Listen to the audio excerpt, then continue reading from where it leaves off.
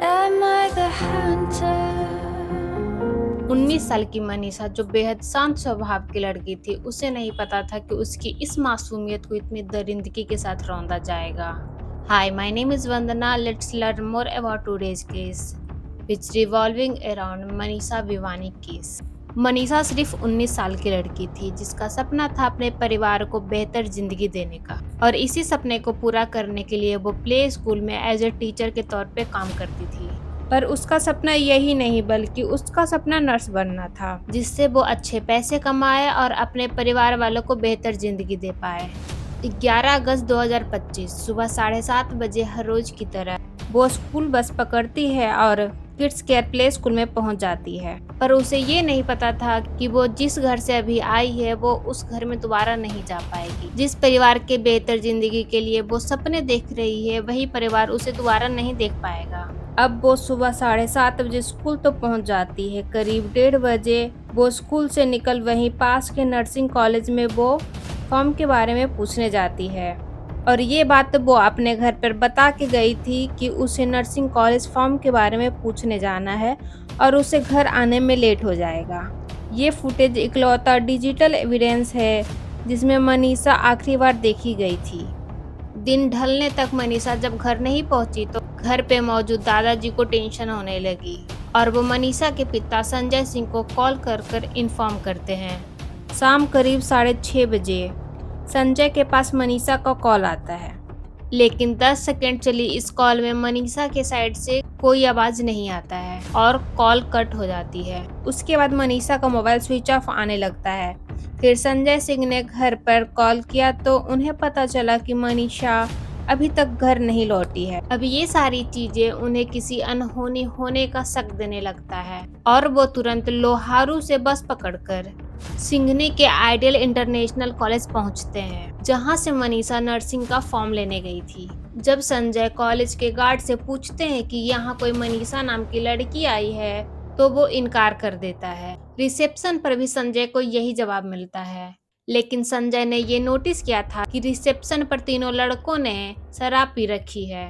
संजय ने 112 डायल कर पुलिस को इन्फॉर्म किया, और जब पुलिस वालों के साथ कॉलेज पहुंचते हैं तो कॉलेज वालों ने सीसीटीवी फुटेज दिखाने से मना कर दिया। संजय अपने चाचा के साथ लोहारू पुलिस स्टेशन पहुंचते हैं और पुलिस को रिपोर्ट दर्ज करने कहता है, पर पुलिस ने उनकी कोई भी बात सुनने से इनकार कर दिया और कहती है कि मनीषा किसी के साथ भाग गई होगी, दोस्तों के साथ पिकनिक मनाने गई होगी और 1-2 दिन में वापस आ जाएगी। पुलिस से अपनी बेटी के लिए ये सारी बातें सुनकर संजय बेबस और लाचार होकर घर चले आते हैं। अगले दिन सुबह यानी 12 अगस्त 2025 को संजय दोबारा लोहारू पुलिस स्टेशन पहुंचते हैं, जहां सारा दिन बस बहानेबाजी के बाद फाइनली शाम 5:30 बजे एएसआई शकुंतला उनका रिपोर्ट दर्ज करती है। इसके बाद जब वो कॉलेज जाकर सीसीटीवी फुटेज दिखाने बोलती है तो उन्हें भी कॉलेज स्टाफ फुटेज दिखाने से मना कर देता है। पुलिस ना सिर्फ वहां से वापस आ जाती है बल्कि मनीषा का लोकेशन चेक करना भी जरूरी नहीं समझती है। अगले दिन 13 अगस्त 2025 को संजय के पास एएसआई शकुंतला का कॉल आता है कि उन्हें आइडियल कॉलेज से 1 किलोमीटर दूर एक नहर के पास खेत में उन्हें एक लाश मिली है, जिसकी पहचान करने के लिए उन्हें वहां आना पड़ेगा। पुलिस की ये बातें सुनकर संजय का दिल बैठ गया और बिना किसी देर के वो वहां पहुंच जाते हैं। बॉडी देखते ही मानो संजय की पूरी दुनिया ही खत्म हो गई हो, क्योंकि उनके सामने उनकी बेटी बेजान हालत में लेटी हुई थी और बॉडी की कंडीशन ऐसी थी कि किसी का भी दिल सहम जाए। मनीषा की बॉडी एक खेत में पड़ी हुई थी और उसका चेहरा बुरी तरह से डिकम्पोज हो चुका था, जैसे कि उसके चेहरे पर एसिड डाला गया हो। उसकी दोनों आंखें भी गायब थी। चेहरा इस तरह गला हुआ था कि उसका जबड़ा भी नजर आ रहा था। मनीषा की गर्दन ऑलमोस्ट गायब थी और सिर्फ कुछ इंच से ही उसके शरीर से जुड़ी हुई थी।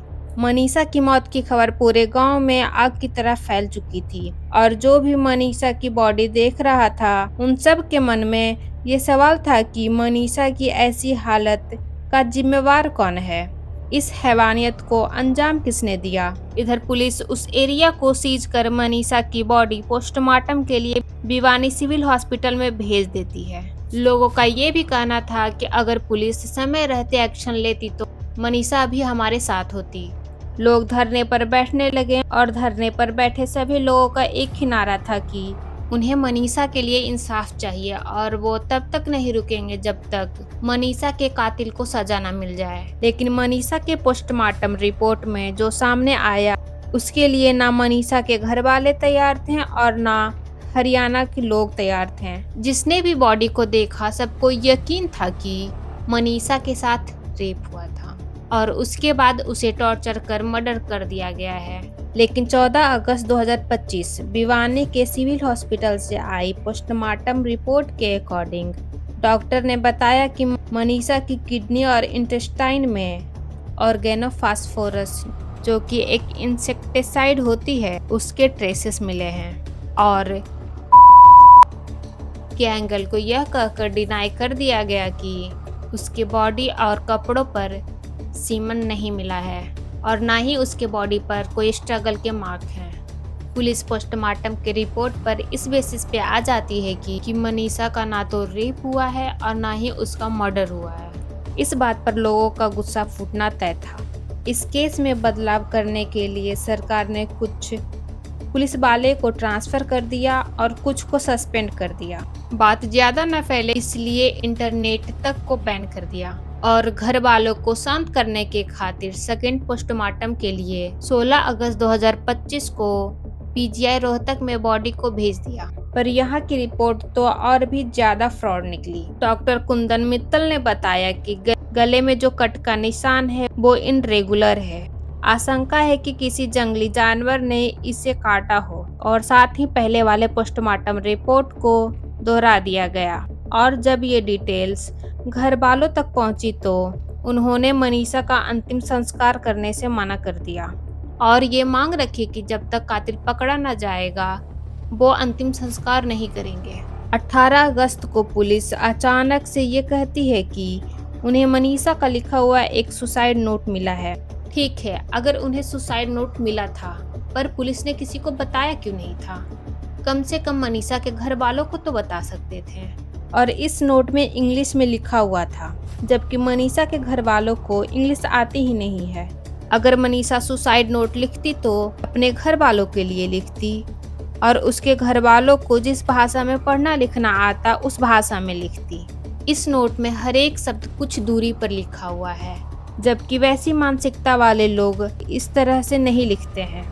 ये सारा कुछ देखते हुए और समझते हुए कि ये किसी पहचान वाले को बचाने के लिए किया जा रहा है तो लोगों का गुस्सा और भी भड़क गया और लोगों को शांत करने के लिए एक दिन बाद हरियाणा के सीएम का ट्वीट आता है कि मांग के मुताबिक इस केस की जांच सीबीआई करेगी और एम्स में तीसरी बार पोस्टमार्टम के लिए भेजा जाएगा।